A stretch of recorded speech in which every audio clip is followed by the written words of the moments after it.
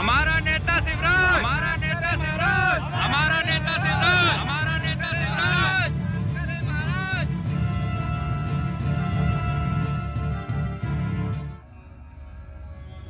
मध्य प्रदेश में 28 नवंबर को चुनाव है और अब बारी है जनता की नेताओं के 5 साल के काम का जवाब ईवीएम के जरिए देने की।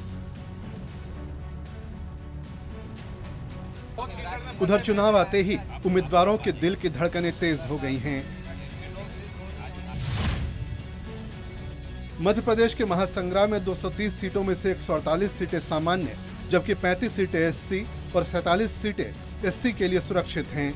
राज्य में करीब 5,34,34,260 मतदाता हैं, जिनमें से 2,62,56,157 पुरुष वोटर हैं, तो वहीं 2,40,76,693 महिला वोटर हैं। इतना ही नहीं, 1,410 थर्ड जेंडर मतदाता भी हैं। मध्य प्रदेश में बीजेपी और कांग्रेस के बीच कड़ी टक्कर है, लेकिन इन दोनों पार्टियों के अलावा कई राजनीतिक पार्टियां भी चुनावी मैदान में ताल ठोक रही हैं। मध्य प्रदेश चुनाव में कुल 2,907 प्रत्याशी चुनावी मैदान में हैं। बीजेपी ने सभी 230 सीटों पर उम्मीदवार उतारे हैं, तो कांग्रेस 229 सीटों पर चुनाव लड़ रही है। गोंडवाना गणतंत्र पार्टी 73, जबकि समाजवादी पार्टी 52 सीटों पर चुनाव लड़ रही है।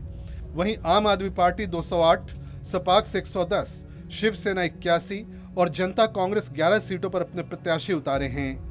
इसके अलावा 1,094 प्रत्याशी निर्दलीय चुनाव लड़ रहे हैं। पूरे प्रदेश में मेहगांव सीट पर सबसे ज्यादा 34 प्रत्याशी मैदान में हैं, तो गुनौर सीट से सबसे कम 4 प्रत्याशी चुनाव लड़ रहे हैं।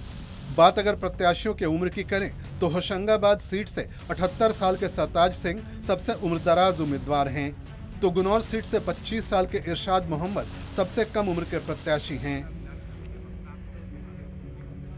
चुनाव को देखते हुए पूरे प्रदेश में सुरक्षा व्यवस्था चाक चौबंद है।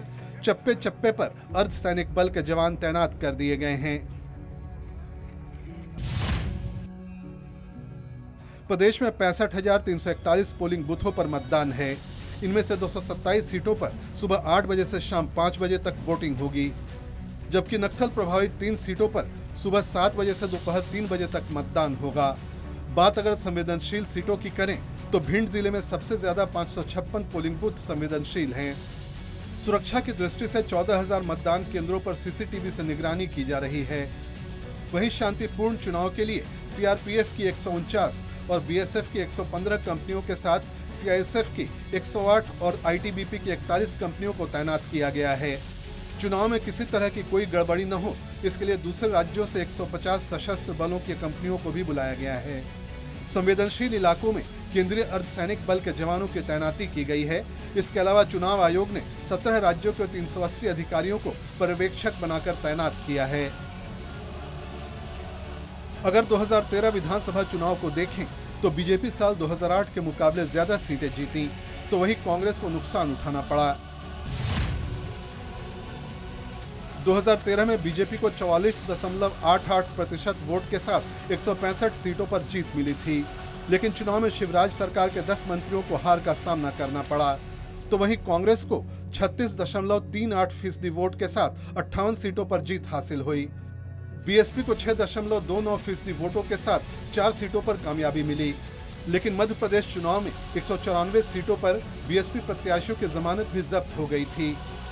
समाजवादी पार्टी का भी हाल कुछ ऐसा ही था। समाजवादी पार्टी के 161 उम्मीदवारों की जमानत जब्त हो गई थी। 2013 के चुनाव में कुल 2,813 प्रत्याशियों में 2,313 प्रत्याशियों की जमानत जब्त हो गई थी। ब्यूरो रिपोर्ट, जी मीडिया।